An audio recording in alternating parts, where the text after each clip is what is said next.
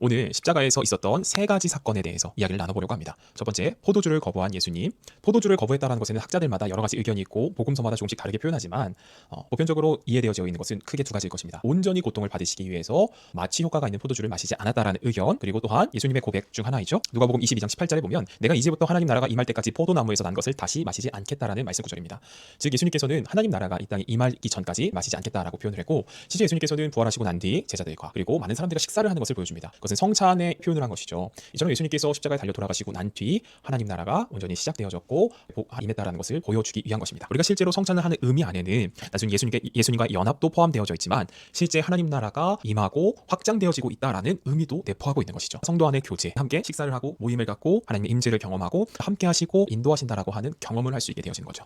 그러면 두 번째 사건, 어둠이 내린 것에 대해서 보죠. 12시부터 3시까지라고 이렇게 이야기를 하는데, 여러분 구약 성경으로 돌아가 보는 거예요. 구약 성경에 어둠이 임한 사건들이 있죠. 대표적으로 무엇이 있을까요? 출애굽기 10장에 보면 흑암의 재앙이 등장을 합니다. 고대 당시에 사람들에게 흑암이 임했다는 건 어떤 의미였을까요? 그 나라의 체제를 심판한다는 의미를 갖고 있습니다. 즉 어둠이 임했다, 로마 제국에 대한 심판을 보여주는 것이고요. 더 나아가서 묵시종말론에서는 그 체제의 질서가 무너진 것을 표현하기도 합니다. 또한 신학자들이 이야기하는 것 중에 많이 인용되는 것은 우주적으로 애도하셨다라는 의미도 갖고 있는 것이죠. 세 번째, 휘장으로 가보겠습니다. 예수님께서 십자가에 달려 돌아가시는 순간 성전의 휘장이 찢어졌다라고 표현을 하죠.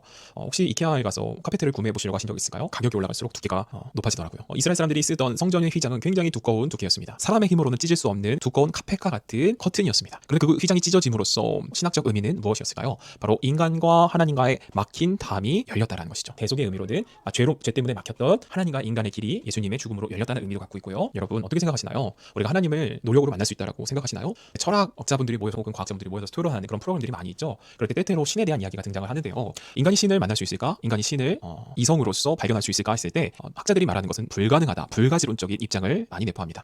칸트 같은 경우에는 순수 이성 비판을 통해서 이성의 한계에 대해서 말을 하죠. 이성은 형이상학의 영역에 대해서 온전히 이해할 수 없고 이성 밖의 카테고리 안에 놓여져 있다는 겁니다. 임마누엘 칸트는 이렇게 말했습니다. 우리는 신에 대해 무엇을 알 수 있을까? 신은 인간의 이성을 초월한 존재로 우리의 유한한 지성으로는 완전히 이해할 수 없다. 철학자들도 인정하는 신적 무지의 상태. 그렇기 때문에 비트겐슈타인 같은 경우도 말할 수 없는 것에 대해서 침묵해야 된다. 우리의 언어로서 표현될 수 없는 분이라는 거죠. 이렇게 휘장이 찢어짐으로써 계시의 길이 열렸다는 것을 보여주는 것이죠. 오직 하나님의 계시만이 우리가 그분을 알 수 있는 유일한. 칼바르트 같은 경우는 하나님을 찾을 수 없기에 하나님이 몸소 자신을 알려주셨다. 하나님의 계시만이 우리가 하나님을 알 수 있는 유일한 길이다라고 말이죠. 성경에 나오는 여러 믿음의 조상들, 믿음의 인물들을 보면 하나님께서 먼저 찾아와 주셨고 계시해 주셨고 경험하게 해주고 알려준다는 것이죠. 우리는 이 세 가지 사건 사순절을 묵상했으면 좋겠습니다. 다음 주에는 예수님께서 십자가에 달리셔서 말씀하신 가상 7원에 대해서 살펴보도록 하겠습니다. 좋아요, 구독 부탁드립니다.